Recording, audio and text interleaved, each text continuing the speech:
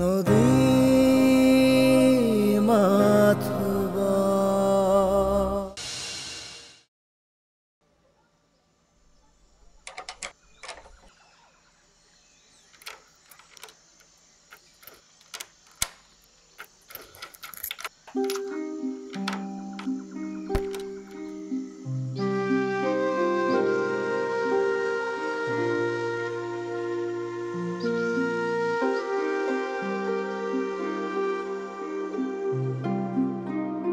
এনেদৰে তলা চাবি লগাই ঘৰখন ৰাখি থলে ঘৰখন জানো ঘৰ হৈ থাকিব?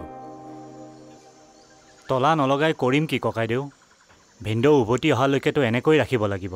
এৰা টাউনত হ'লে ভাড়া চাৰা কিবা দিব পাৰিলি হয়। সিহাত আৰু গৰু ছাগলী বা সেই বান্ধৰ মুখাক ভাড়া দিলেহে হ'ব। আচ্ছা, বিক্ৰী চিক্ৰী কৰাৰ কথা কিবা ভাবিছ নেকি?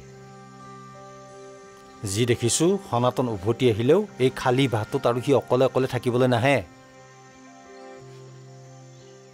ককাইদেউ, ভিনদেউৰ সংসাৰখনটো গ'লেই। এতিয়া সেই ঘৰ মাটি বিক্ৰী কৰাৰ কথা কেনেকৈ ভাবিম বাৰু? এইখিনি বেছি মানুহটোক অঘৰী কৰাহে হ'ব। মই তাকেই ক'ব খুজিছোঁ, ঘৰ মাটি বিক্ৰী কৰাৰ কথা একদম নাভাবিবি। আৰু এটা কথা, মানুহে তোক উচতাব, কিন্তু সেইবোৰ কথাত তই একদম আখৈ নিদিবি। কিন্তু মানুহে মোক উচতালেনো মই বিক্ৰী কৰি দিব পাৰিমনে? এই ঘৰৰ মালিক মই নেকি? আৰে মানুহেতো এতিয়া এই ঘৰ মাটি সকলোবোৰ তোৰ হৈ যোৱা বুলিয়ে ভাবে দেচোন। চবৰে এতিয়া আলোচনাৰ বিষয় সেইটোৱেই যে কেশৱে ইমান খা খৰচ কৰি লাগি ভাগি সকামখন এনেই পতা নাই। এই ঘৰ সম্পত্তিবোৰ চব তাৰেই হ'ব। সনাতনৰ কাৰণে কাৰো চিন্তা নাই, সকলোৰে চিন্তাৰ বিষয়ে এই ঘৰ মাটিখিনি। মানুহে এনেকৈ ভাবিব পাৰে মই মোৰ ভিনদেউৰ ঘৰ মাটিৰ কাৰণে লোভ কৰিম? ছি ছি ছি ছি।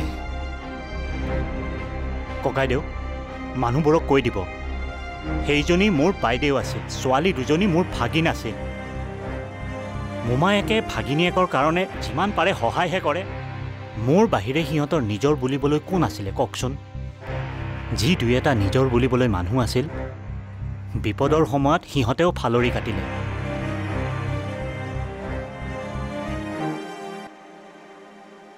গুৱাহাটীৰ কোম্পানীত বোলে তই চাকৰি কৰ, কথাটো সঁচা নে মিছা?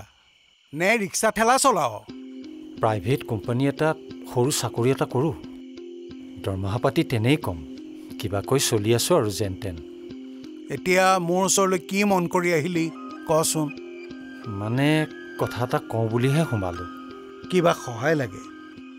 অঁ, তোক দিবলৈ মই বেয়া নাপাওঁ। তইতো সময়মতে টকা সুতে মোলৈ ঘূৰাই আছ। নহয় দাদা, মই মানে সেই সনাতনৰ কথা। নাম নলবি তাৰ। মোৰ টকাখিনি কেনেকৈ হজম কৰিব বিচাৰিছিল দেখিলি? সিটো 8 লাখ টকা লোৱা নাছিল দাদা। তাৰ অৱস্থাটোলৈ আপুনি অকণমান মন কৰক, অকণমান ৰেহাই দিয়ক দাদা। কি ৰেহাই দিব লাগে? কি ৰেহাই দিব লাগে?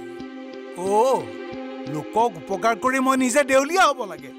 কিন্তু সঁচা কথাটো কি সেয়া আপুনিও জানে, ময়ো জানো দাদা। চুপ থাক, একদম কথা নকবি। কাগজে কলমে যিটো সঁচা তাৰ ওপৰত ভিত্তি কৰিহে তাৰ শাস্তি হৈছে। তাৰ পাছত আকৌ তই কি বেলেগ কথাডাল জানো? মানুহক ইমান অন্যায় কৰিব নাপায় দাদা।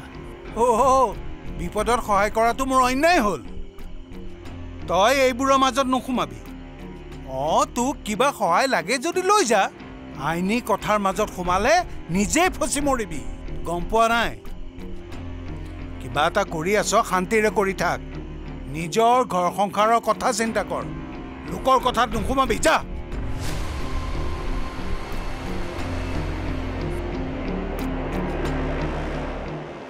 সঁচা কথাখিনিক সঁচা বুলি প্ৰমাণ কৰিব নোৱাৰি মিছা কথা এটাৰ কাৰণে মই শাস্তি ভোগ কৰিবলগীয়া হৈছে। সত্যখিনিক চিঞৰি চিঞৰি ক'লেও কোনেও নুশুনে। কাগজত লিখা মিছা কথাখিনিক সকলোৱে বিশ্বাস কৰে। আচলতে আপোনাৰ লগত হৈছিল কি? কি কাৰণে আপুনি সত্যক প্ৰতিষ্ঠা কৰিব নোৱাৰিলে? কাৰণ মোৰ ওচৰত কোনো লিখিত প্ৰমাণ নাছিল ছাৰ। কাৰণ মই সকলো বিশ্বাসত লৈছিলোঁ। ছোৱালী দুজনীৰ সৈতে আমাৰ সংসাৰখন ভালদৰে চলি আছিল ছাৰ। কিন্তু নিয়তিৰ কি পৰিহাস, সকলো শেষ হৈ গ'ল। কিমান হ'ল বাৰু? চাব লাগিব ৰ আৰু বেলেগ একো নালাগে নহয় ৰ তোৰ হ'ল 330 330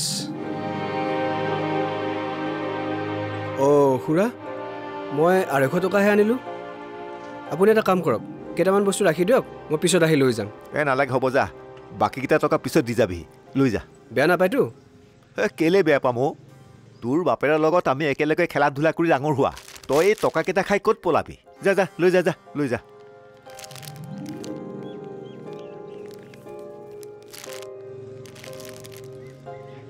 আহিলি দেতা এই আজি ডাঙৰ কাম এটা কৰিলে জাননে একো ডাঙৰ কাম কৰা নাই যা এই ৰচোন ৰ এই কি এনেকুৱা ডাঙৰ বেয়া কাম কৰিলো এই আজি পইচা চুৰ কৰিছে কি পইচা চুৰ কৰিছে ঐ দুলু তই এনে কাম কৰিছ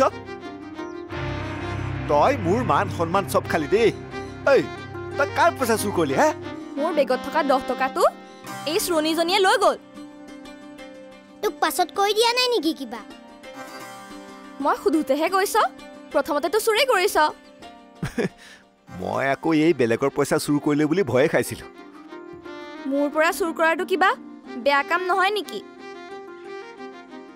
এতিয়াৰে পৰা সম্পূৰ্ণ খণ্ড উপভোগ কৰক কেবল টিভিত ৰং চেনেলত